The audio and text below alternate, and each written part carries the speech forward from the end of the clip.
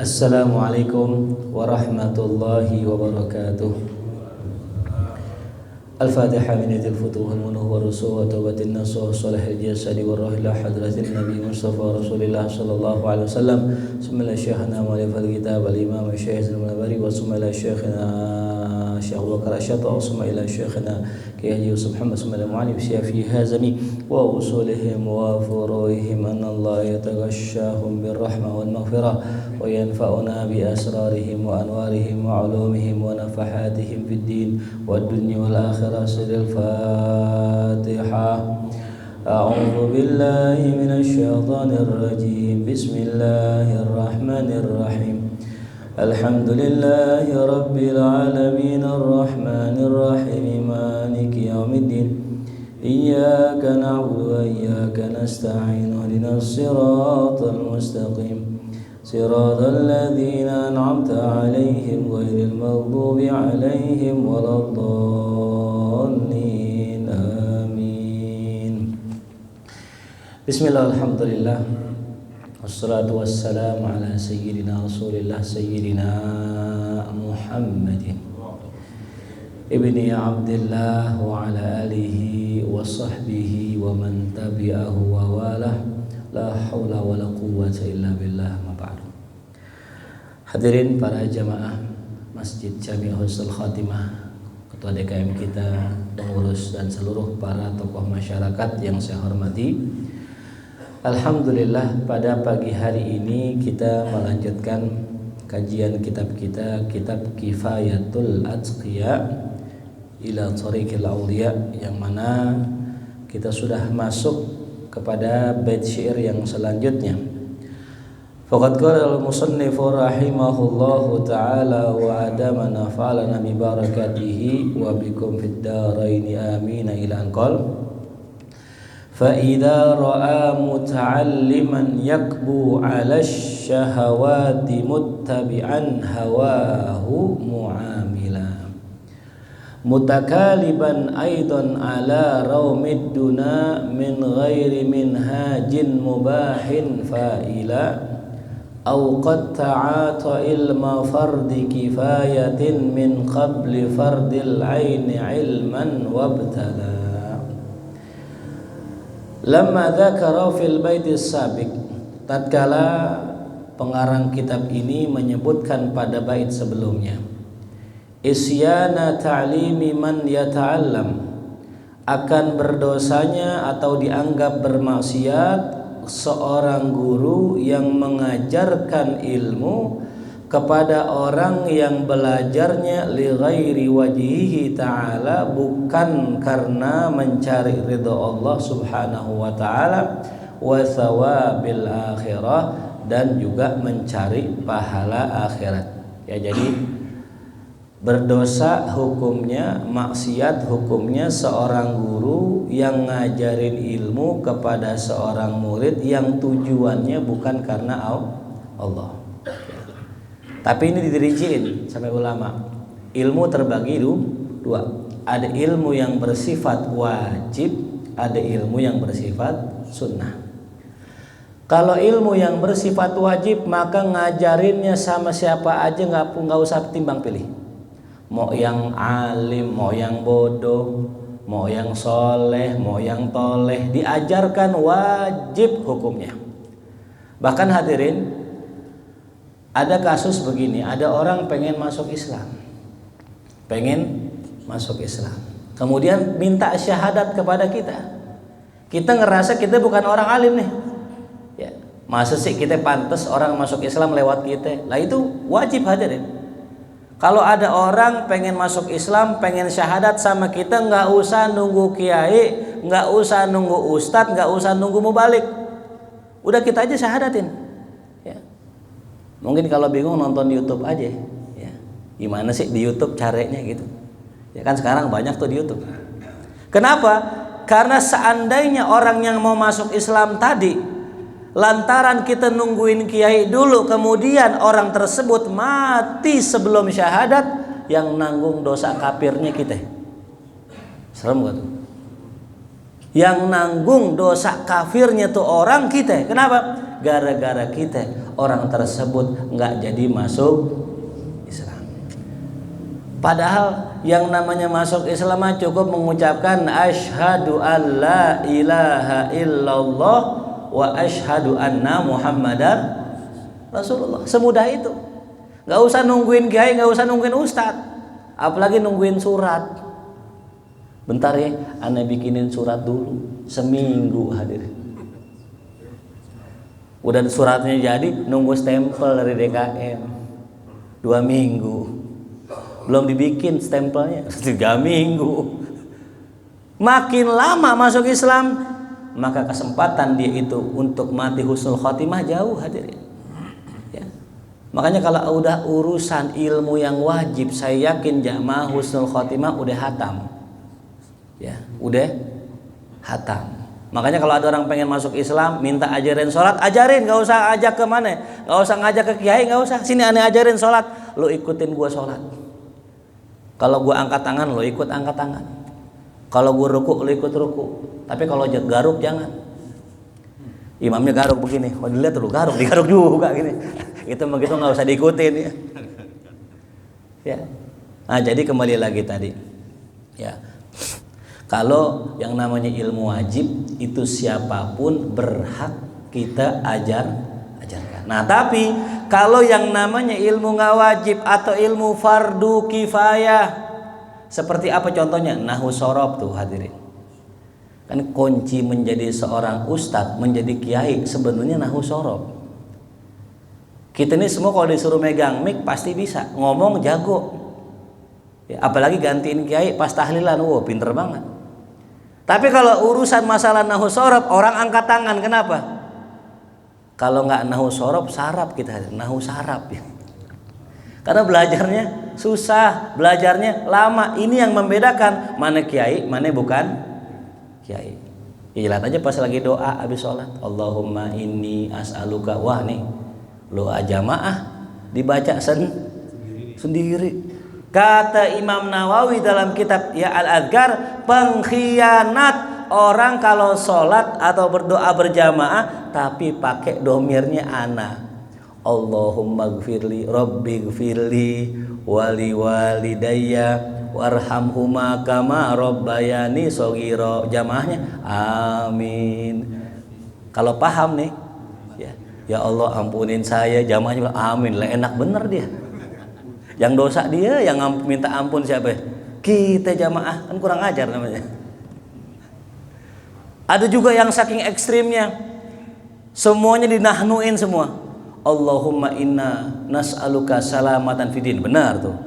Ada kan doa Allahumma inna ya Allah Rabbighfir lana wali walidina Allahumma a'inna ala dzikrika wa syukrika wa husna. Wah husna nih baru dengar saya ini wa husna ini. Apa yang benar Ustaz? Wa husna apa wa husni? Ini nunnya bukan nun domir. Nunnya bukan nun, nggak perlu dipakai na, nggak perlu diganti na, cukup Allahumma a'inna ala dzikrika wa syukrika wa husni, tetap wa husni itu. Nah, jadi hadirin rahimakumullah, sengaja memang Allah bikin ilmu nahwu shorof susah, sengaja Allah bikin ilmu balaghah baca kitab susah. Kenapa? Karena kalau gampang ustadz semua ntar. Lah bener ini. Nah kan kalau ustadz semua, kiai semua, yang bingung pengurus masjid. Coba bayangin berkat ustadz satunya berapa itu? Apalagi yang Garuda. Ya, bisa rada cepet dapat saat ya. Nah, coba kalau ustadz semua di sini, ustadz ini nih. Ya. Lebih bingung panitianya. Ini jamaahnya mana? Di depan semua tuh ustadz tuh. Makanya saya ngajar nahwu hadirin dari tahun 2009. Sampai sekarang yang namanya pelajaran nahwu, pengajian nahwu, awalnya banyak, ujungnya privat hadirin. Ujungnya privat tinggal satu. Saya ngajar 40 orang, bulan pertama, bulan kedua kurang 20 orang, bulan ketiga tinggal 10, bulan 10 udah agak bertahan tuh 10 orang tuh. Yang satu sibuk kerja jadi 9, yang satu kawin jadi 8. Yang atau pindah rumah jadi 7. Lama-lama ujungnya 3. Itu juga 3 belum diseleksi lagi ya Allah tuh. Jadilah tersisa yang jadi cuma 2 kadang atuh. Tuh seleksinya ketat kalau belajar nahu. Kenapa? Emang karena yang membedakan antara muallim dengan bukan muallim nih baca kitab, hadirin. Ya. Orang biasa apa aja bisa khotib, dikasih megang apa? Megang tongkat, udah megang mic, udah jadi khotib, bener gak? Tapi kalau untuk ngaji kitab ini luar biasa berat. Maka ya, yang kita khawatir karena naudzubillah min dzalik, kalau ada orang sesat bisa baca kitab, ini ngeri banget hadirin. Ini orang pemahamannya sesat tapi bisa baca kitab, takutnya jamaah salah ikutin. Dipikirnya wah ulama ini diikutin, ternyata orang sesat. Nah makanya haram seorang guru ngajarin murid kalau muridnya satu nih disebutkan sama beliau. Apa itu? Ya, kalau seandainya murid tersebut ayyakuna mukbilan ala syahwat, si muridnya tadi itu sedang lagi fokus dengan syahwatnya. Nggak boleh tuh guru ngelihat muridnya suka minum khamar, diajarin nahwu shorof, diajarin jadi kiai, dikasih kesempatan megang mic, haram hukumnya. Nggak boleh hukumnya. Kenapa? Karena nanti dia khawatirkan murid yang seperti itu akan menyesatkan umat lantaran apa nih? Duit. Kan kata guru kita gitu, al-fulus tughayyirun nufus. Duit bisa merubah orang. Yang tadinya orang itu soleh, gara-gara duit jadi toleh. Yang tadinya bilang haram, gara-gara duit jadi makruh aja. Kan begitu. Ustadz, apa hukumnya duit kripto? Wah, duit kripto. Mungkin jamaah belum tahu nih ya. Ada yang namanya trading. Kayak semacam judi lah gitu. Berapa duitnya? 1 miliar Ustadz. Oh itu subah, itu makruh saja. Ya. Kalau diambil boleh. Nanti sedekahin sedikit. Kalau banyak dibilang ini khilaf ulama. Kalau dikit dibilang haram, itu haram. Dikit soalnya. Kan begitu. Ya. Ada kisah, ada yang kisahkan almarhum ya Ustadz Syahroni, mungkin kenal ya. Saya pernah dengar beliau ceramah begini hadirin. Ya Allah yarham, semoga Allah angkat derajat beliau. Itu beliau cerita ya, dulu ada orang saking sayangnya sama anjing, itu anjing dipiara, disayang, dan bahkan yang punya nazar, nih kalau anjing aneh mati, aneh akan perlakukan seperti manusia, yaitu disolatin, dikafanin, dikuburin, nazar, saking sayangnya sama apa itu anjing.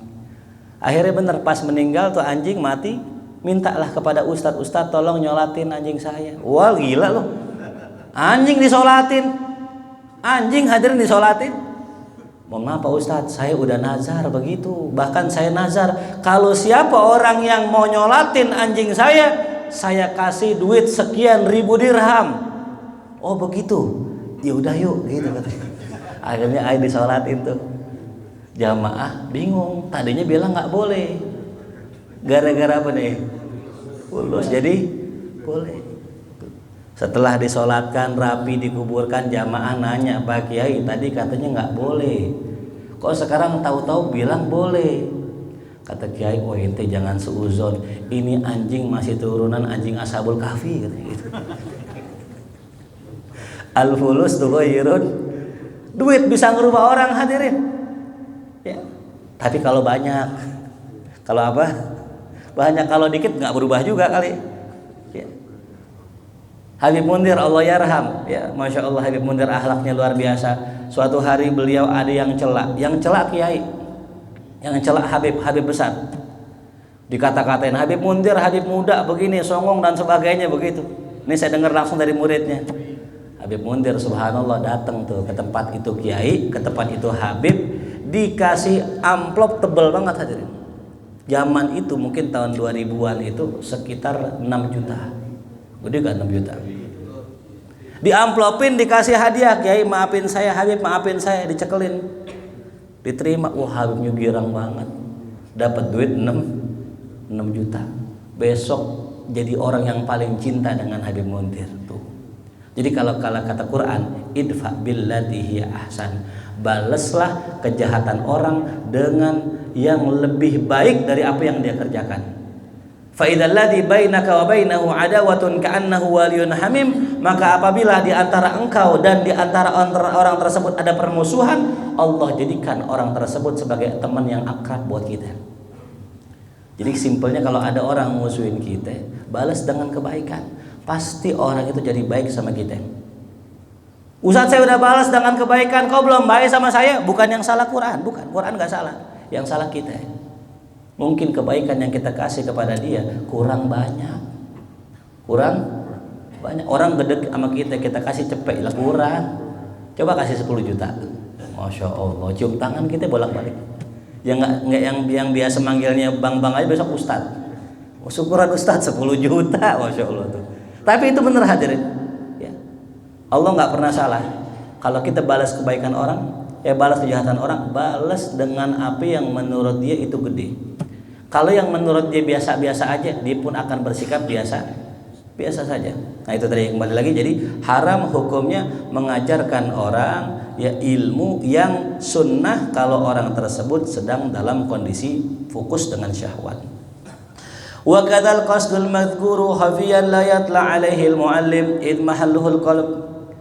Dan begitu juga maksud yang disebut tadi adalah tersembunyi, la yatla alaihil muallim, yang tidak bisa dilihat oleh seorang muallim, id mahalluhul qalbu, karena tempatnya di dalam hati. Jadi hadirin, niat murid itu nggak ada yang bisa lihat. Niat orang di dalam hati. Karena di dalam hati nggak ada yang bisa lihat, sampai pun gurunya kadang nggak tahu. Tapi walahu alamatun, ada ciri-cirinya. Nah, ada ciri-cirinya. Ya. Saya ajarin sama semua santri saya. Ya, ini kan saya bilang sama santri, ente kalau nanti jadi ustadz, satu, jangan jadi ubay. Jangan jadi apa? Apa tuh ustadz ubay? Ustadz bayaran. Ustadz bayaran. Maksudnya apa ya? Kalau ngajar, kalau nggak dibayar ngambek. Ya. Yang kedua, berlakulah ikhlas dalam mengajar. Mau khotib, mau ceramah, mau ngajar, ikhlas aja. Cirinya apa? Kalau panitia lupa ngasih, jangan pakai nanya. Dibagi, ambil. Nggak dibagi, jangan minta. Dipinta orang, jangan pelit. 3 tuh kuncinya hadirin mau jadi ustadz. Dibagi, ambil. Nggak dibagi, jangan minta. Dipinta, jangan pelit. Jadi kalau sewaktu-waktu misalnya panitia kelupaan, ya udah tinggal aja. Kalau emang rezeki nggak kemana. Yang kedua, kalau misalnya dipinta sama orang, kiai itu berkat bagus juga buat aneh dah gitu. Kasih nggak? Kasih. Ya, ntar Allah ganti berkat yang lain. Jangan nilai berkat jamaah aja deh. Mohon maaf ya jamaah nih, berkat aneh diambil sama orang, aneh punya ente aja deh, ya jangan. Makanya alhamdulillah tahadusan binimah ya. Saya ngetesnya begitu. Kalau saya nyuruh murid saya misalnya badalin saya ngajar, itu hadirin, itu amplop ngajarnya dikasih saya. Guru nih amplop yang tadi ngajar. Tuh. Saya suruh khotib, itu amplop khotibnya dikasih saya. Kenapa? Mendidik murid biar apa? Apa jangan dikit-dikit amplop. Biar jangan dikit-dikit duit. Tuh. Itu yang mahal. Karena khawatir kita hadirin kalau orang ustadz kiai udah rusak, umat rusak hadirin. Karena rusaknya umat bukan gara-gara umat itu sendiri, tapi rusaknya umat gara-gara rusak kiainya. Orang bingung nih yang bener yang mana gitu. Ya. Lisanul hali afsah min lisanil maqali. Lisan perbuatan itu lebih jelas daripada lisan perkataan. Bisa jadi lisan perkataannya bilang, wahai jamaah, ayo kita tinggalkan dunia. Tapi gurunya malah ngejar-ngejar dunia. Kan bingung jamaah, yang benar yang mana sih? Ya. Nah ini jadi haram hukumnya seorang guru mengajarkan murid kalau tujuannya itu adalah dunia. Di mana taunya? Karena ada alamatnya. Apa alamatnya? Fa idza ra'al muallimu muta'alliman yukibbu ala syahawati ayyarghabu fiha hala kaunihi muttabi'an hawahu fi muamalatihi wa hala kaunihi mutakaliban aidan ala tahsilid dunya ay syadidil harsi ala dalik min ghairi minhajin mubah ay tariqin syar'i wa hala kaunihi fa'ilan ay dha'ifar ra'i mukhtihi wa kama fi syarhi wa kama yu'khadhu an ibarati as-sihah aw ra'ahu qad ta'atata wa tanawul tahsil ilmi fard kifayah min qabli ta'atihi wa tanawulihi fardil aini ilman wa amalan faqad tabayyana lahu hina idzin min hadhil umur annahu qasada bi ta'allumihi ghaira wajhillahi ta'ala wa ghaira thawabil akhirah. Dua saya simpelin aja ya. Yang pertama cirinya dia itu senang memperturutkan syahwatnya. Itu ciri orang murid yang tadi haram diajarkan ilmu syar'i, diajarkan ilmu-ilmu yang sunnah atau fardu kifayah. Atau yang kedua, ya, dia lebih memilih ilmu fardu kifayah ketimbang fardu ain. Kan ilmu ada dua ya, yang fardu, ada fardu kifayah, ada fardu ain. Di giliran belajar tentang ini, retorika dakwah, ilmu tentang khutbah, wah semangat hadir. Semua daurah yang membahas masalah sholat Jumat, bagaimana jadi khotib, hadir nggak pernah absen. Tapi giliran ngaji sapinah fikih tentang air dan wudunya nggak pernah hadir. Kenapa hadirin? Karena kalau khotib jadi khotib pulang bawa apa itu? Ada bisyarahnya. Maaf kadang-kadang saya buka nih, ya, di kantor-kantor itu masya Allah. Itu khotib 3 kali gaji sebulan hadirin. Khotib sekali 3 kali gaji sebulan. Bahkan kalau ada orang gitu cuman khotbah Jumat aja hidup hadirin. Maka semangat banget kalau ada ikut, ayo daurah pelatihan menjadi dai, menjadi khotib yang luar biasa, ikut hadir. Giliran ngaji begini kagak hadir. Ini ciri ya. Giliran ada tahlil yang kayak nongol mulu. Belum isya udah di tempat. Belum isya hadir, udah datang. Giliran yang meninggal orang miskin sampai jam 9 ditungguin kagak nongol. Kenapa? Karena fulus, maujud fulus, mulus, maafi fulus, mampus. Nah kan kita sebagai guru lihat kan begitu. Nih kok murid begini. Ayo kita ngaji ya fikih safinah kagak nongol. Ikut tahlil yuk, datang. Nah ini alamat ini murid merakbal yang mungkin hadir ini ya. Jadi hadirin rahimakumullah, ini bahaya betul ya. Maka dahulu ada seorang ulama ya, namanya Al-Imam Abu Yazid Al-Bustami.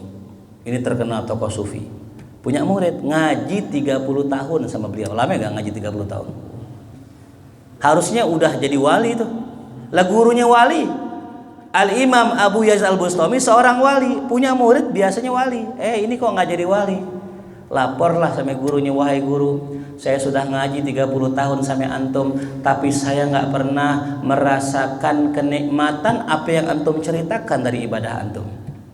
Jadi hadirin, orang tuh kalau ibadah tuh ada rasa manis, baca Quran ada rasa nikmat, sholat malam ada rasa lezat. Bahkan orang-orang yang sudah mencapai derajat itu, mereka nggak pernah meninggalkan itu semua karena lezat, karena nikmat. Ini murid 30 tahun ngaji nggak pernah ngerasain itu.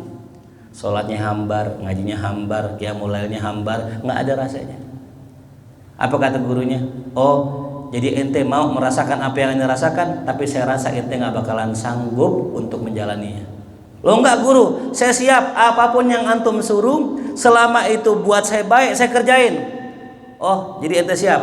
Kata gurunya, ya udah ente pulang dari sini, copot imamah ente, copot jubah ente, ganti dengan pakaian yang kotor, pakaian yang kasar, pakaian masyarakat. Terus ente cukur kepala ente, botakin kepala ente semua gundul. Terus ente ke masjid, ente beli kacang, ente ya suruh anak-anak di depan masjid gampar muka ente. Ini hadirin bayangkan ya, ada orang 30 tahun ngaji, ujuk-ujuk disuruh apa tuh? Minta anak kecil gampar mukanya. Siapa yang gampar muka ente kasih kacang, kasih hadiah. Ya. Kira-kira orang begitu jadi hina apa jadi mulia tuh? Jadi hina kan? Kemudian muridnya bilang, oh subhanallah, masa orang kayak saya ngerjain yang begitu guru? Nah ya fulan, engkau tidak berkata subhanallah, tapi engkau berkata subhani, maha suci aku untuk mengerjakan perbuatan seperti itu. Ketahuilah ya fulan, dari awal saya sudah bilang engkau nggak bakal sanggup, karena yang selama ini menghalangimu daripada makom kewalian adalah rasa sombong. Tuh. Kuncinya di situ. Maka bisa jadi hadirin yang menyebabkan kita kok ibadah nggak pernah manis, nggak pernah kita merasakan yang dirasakan para aulia, karena di dalam hati kita menyimpan kesombongan. Sehingga Ibnu Athaillah menyinggung dalam kitab hikamnya, ya, al-maksiyah, ya, kemaksiatan itu terkadang bisa melahirkan kerendahan dan ketawaduan, daripada ketaatan bisa melahirkan rasa ujub dan sombong. Ya. Jadi yang namanya maksiat hadirin itu bisa jadi melahirkan ketawaduan. Ya. Orang kalau maksiat kan bawaannya malu ya. Tapi kalau orang berbuat taat bawaannya mau pamer. Apalagi yang udah puasa Daud 10 tahun. Saya pernah hadirin ya, ada ketemu orang gitu, puasa Daud udah 13 tahun kalau nggak salah dibilang. Jadi waktu itu acara walimah, saya ajak makan, Pak ayo silakan makan. Oh mohon maaf saya lagi puasa. Udah 13 tahun nih puasa Daud. Ya kalau bilang puasa aja mah nggak apa-apa. Tapi kenapa mesti disebut berapa tahun? Ketahuan nggak jadinya tuh? Ketahuan kan jadinya, yang harusnya amalnya sir, yang harusnya yang tahu cuman Allah. Jadi saya juga tahu. Nah ini yang dikhawatirkan ya, menyebutkan amalan-amalan sesuatu yang seharusnya kita nggak sebut ya. Sehingga timbullah kesombongan tuh ya. Nah jadi kembali lagi tadi itu ya, ada seorang guru ya mengatakan kepada muridnya, ente nggak bakal bisa. Kenapa? Karena si murid ini sombong. Maka yang awal mula harus dihilangkan dari hati murid selain cinta dunia tadi adalah kesombongan ya. Gimana caranya? Simple hadirin. Ini mohon maaf, zaman sekarang zaman YouTube, orang mau ngaji lewat YouTube bisa, mau ngaji sama siapa aja bisa, sama Quraisy Shihab bisa, sama Gus Baha bisa, sama siapa aja di YouTube bisa. Cuman maaf, orang kalau ngaji di YouTube saja dia nggak bisa membina dia punya hati. Ini kalau kita hadir begini nih, ini banyak banget faidahnya. Yang pertama, memupuk sifat ketawaduan kita. Orang kalau ngaji hadir begini kan namanya tawadu. Ini saya yakin yang sebelah kanan saya, sebelah kiri saya ini umurnya di atas saya semua. Tapi dengan tawadunya beliau-beliau ini mau dengerin orang yang semuda saya. Itu kan tawadu namanya. Ya. Banyak gak orang yang sombong? Banyak. Kalau orang sombong mah ngapain gua ngaji? Mudaan tuaan juga gua kan gitu ya. Lo kemarin sore baru nongol gitu. Nauzubillah. Tapi kalau kita hadir begini hilang rasa sombong kita, hilang hadirin. Lalu yang kedua, ya, kalau kita salaman sama guru, saya lihat di beberapa tempat ada orang ya, salaman sama saya, mereka rendahkan dirinya, bahkan ada yang mencium tangan saya. Saya lihat ini orang luar biasa tawadunya.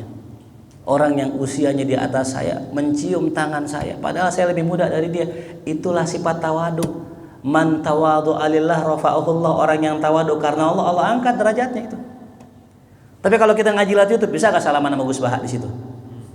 Apa kita cium layarnya gitu? Nggak bisa kita salaman, nggak bisa salaman di sini. Ya. Makanya ngaji begini, masya Allah. Tuh yang ketiga apa? Nih kalau kita ngaji gini pahalanya 1000 rakaat sholat sunnah.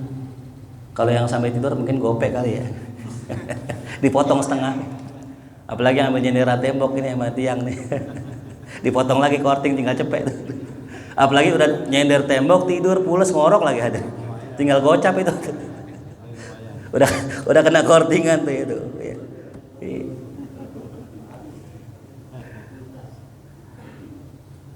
Lalu yang kedua, murid yang dilarang untuk kita ajarkan ilmu, siapa itu? An yakuna musari'an fi talabid dunya.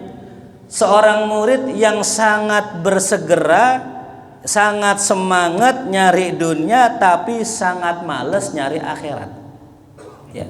Itu dicirikan dengan ini, kita datang sholat subuh ya. Makanya bukan santri kalau orang tuh rajin bangun ya untuk kerja semangat, tapi kalau untuk sholat mal.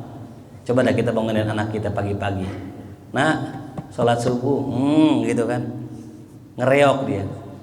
Nah bangun, udah jam 5 nih, bentar lagi keluar khodamnya tuh. Wah begitu ngamuk dia. Baru tidur semalam jam 2 bisa nonton bola, marah. Coba nak, jam 5 kerja, oh iya bangun. Giliran kerja kita bangunin, bangun. Giliran sholat subuh ngamuk. Ini ciri nih.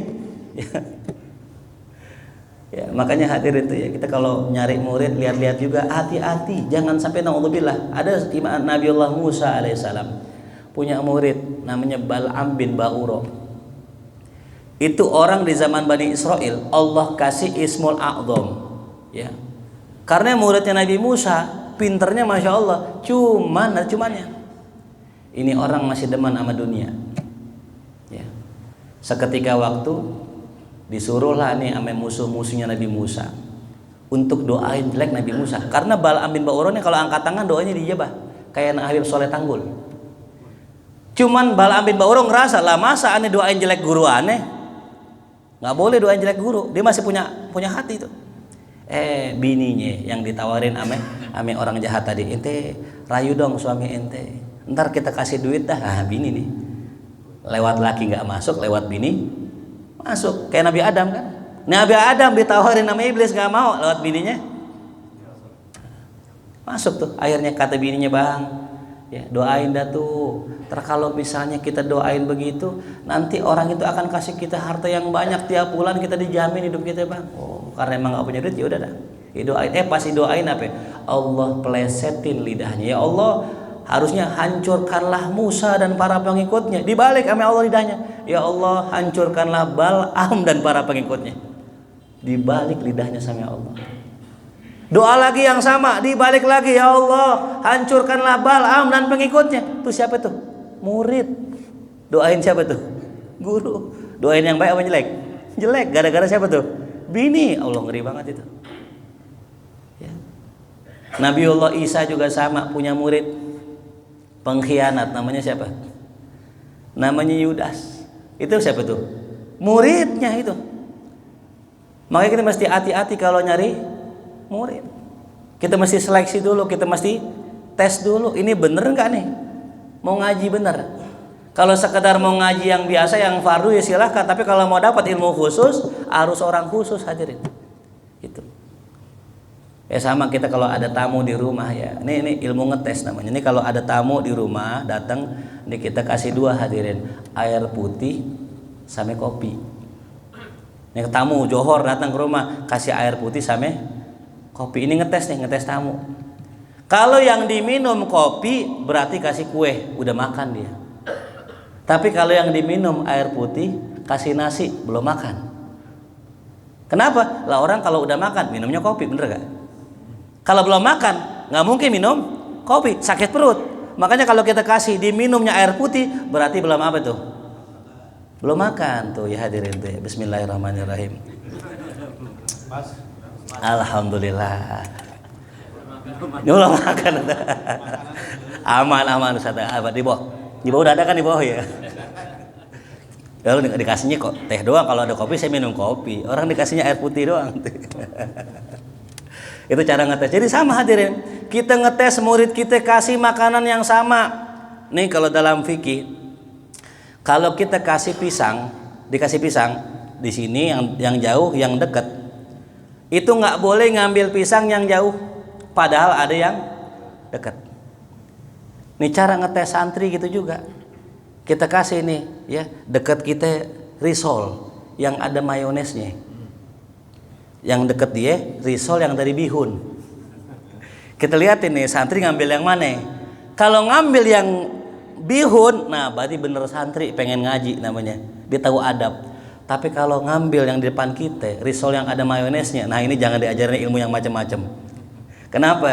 Ini orang nanti bakal ngelanggar dan mengambil hak gurunya. Tuh. Kenapa? Lah orang risol depan gurunya disikat.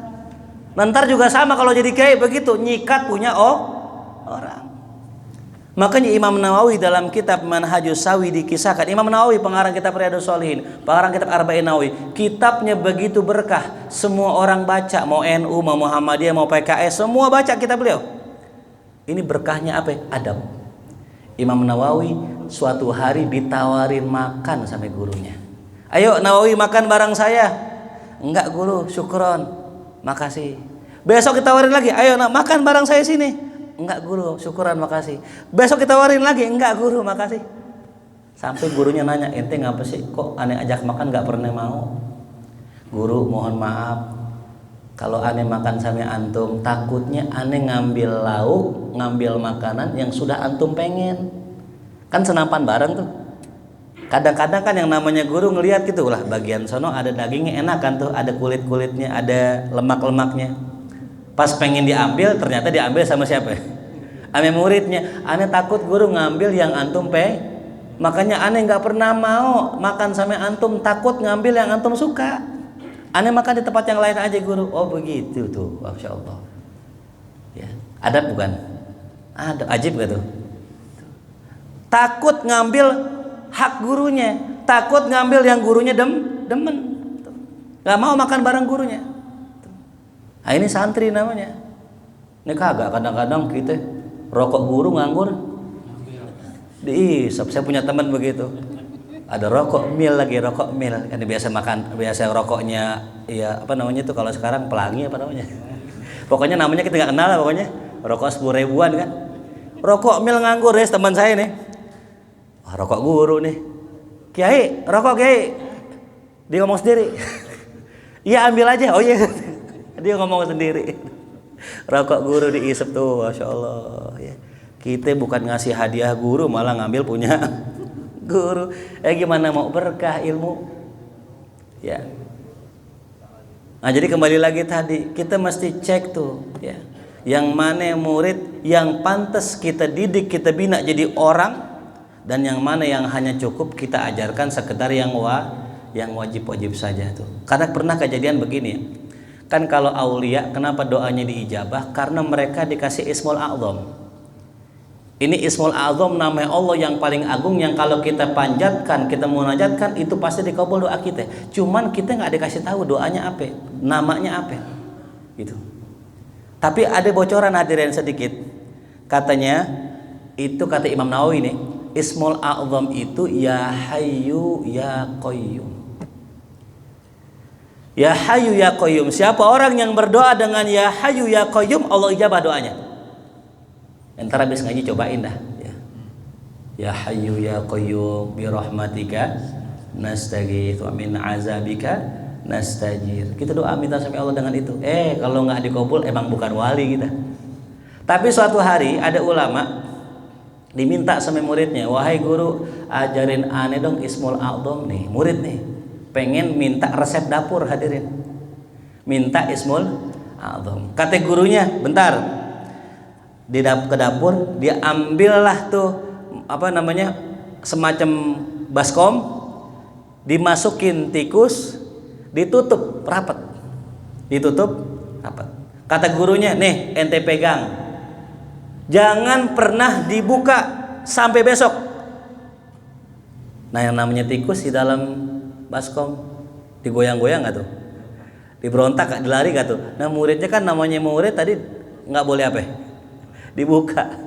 Penasaran nggak dia? Rotok, apaan sih nih? Lihat kali nggak apa-apa, orang guru nggak tahu. Dibuka sama dia.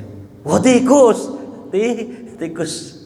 Keesokan harinya dibawa lagi sama murid itu ke gurunya. Guru, udah nih guru, saya jagain, saya nggak buka seharian. Oh bohong ente, gurunya kasyaf. Kemarin ente buka kan?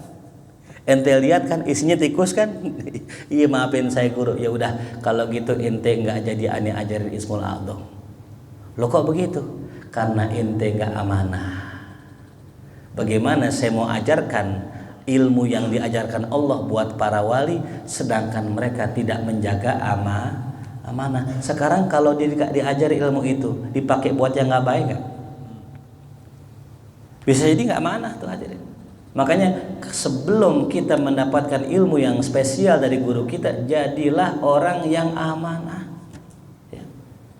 Kalau kita nggak amanah dengan pemberian guru, dengan amanah dari guru, bagaimana kita mendapatkan rahasia dari Allah? Sebagaimana dulu ada seorang ulama ya terkenal masyhur namanya ya Abu Al-Bustami yang tadi itu ya, Al-Bustami tadi. Beliau mendengar ada seorang wali min auliyaillah di daerah tertentu. Ya. Diajaklah temannya, kita sowan yuk ke tempat wali itu. Datanglah ke sana. Pas sampai ke tempat wali tersebut, itu wali keluar dari rumah menuju masjid, lantas beliau berludah ke tembok masjid. Gitu. Kata beliau, udah pulang ya pulang. Nggak jadilah, kita jalan jauh-jauh, pengen ketemu dia ngapa nggak jadi. Bagaimana Allah amanahkan kewalian sama orang tersebut sementara dia nggak menjaga adab kepada Allah. Masjid diludahin sama, bukan wali nih, gitu. Jadi kalau sekarang kita mau cari wali, ya sebenarnya susah-susah gampang ya. Dibilang gampang tapi susah, dibilang susah tapi ada ciri-cirinya. Cirinya apa? Orang tersebut menjaga adab, menjaga sunnah. Ya. Nah, jadi seperti itu. Jadi pernah terjadi ada seorang guru nggak jadi ngajarin Ismul A'zam karena muridnya nggak bisa dipercaya. Terakhir ada seorang guru, ini masya Allah hadirin ya, namanya guru, ya kebetulan guru silat, diajarin semua ilmu sama gurunya. Setelah belajar tuntas, hatam, udah langkah, udah jurus semua diajarin, buka perguruan,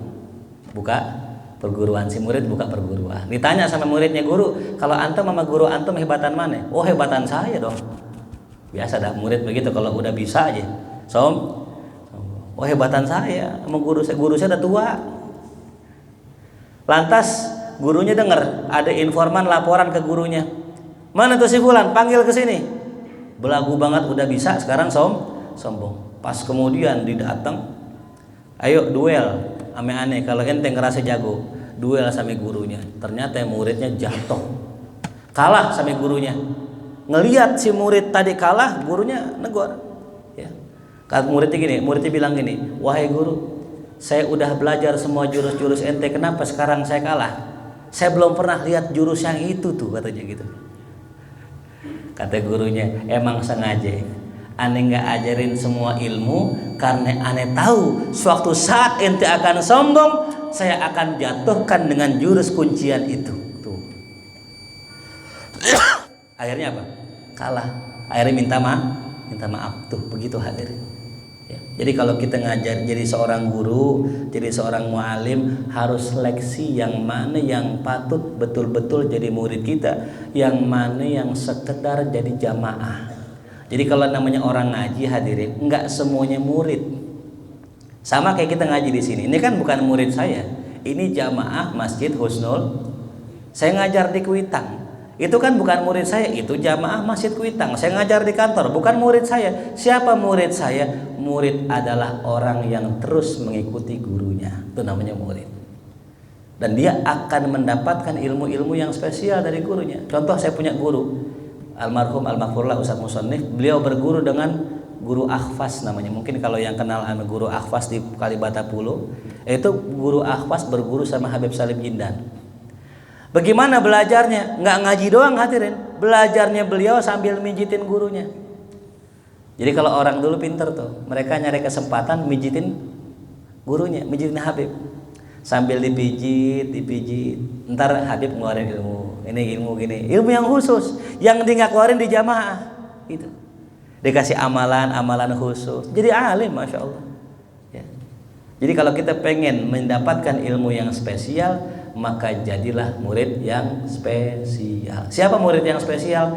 Yang hadir di saat yang lainnya nggak hadir, yang datang di saat yang lainnya nggak datang. Kalau jamaah begini banyaknya, ini masih jamaah umum. Tapi kalau muridnya hadir di saat yang lain nggak hadir, itu namanya murid spesial. Ya. Nah, begitupun jamaah yang spesial. Siapa jamaah yang spesial? Yang kemarin lagi mati lampu hadir, itu hadir. Baru pertama kali seumur hidup ngaji lampu mati, ngaji kayak zaman company dulu, zaman Belanda itu mati lampu kemarin. Subhanallah, yang ngaji banyak. Ini lebih banyak lagi nih, masya Allah ya. Mudah-mudahan ya kita diberkahi Allah Subhanahu wa Ta'ala, amin ya rabbal alamin. Mudah-mudahan apa yang kita pelajari menjadi ilmu yang manfaat, menjadi ilmu yang memberikan kita keselamatan dunia akhirat. Kita semua mati hidup selamat. Ala hadhihi niyya al-Fatihah. A'udzu billahi minasyaitonir rajim. Bismillahirrahmanirrahim. Alhamdulillahirabbil alamin arrahmanir rahim maliki yaumiddin iyyaka na'budu wa iyyaka nasta'in ihdinas siratal mustaqim siratal ladzina an'amta 'alaihim ghairil maghdubi 'alaihim waladdallin amin.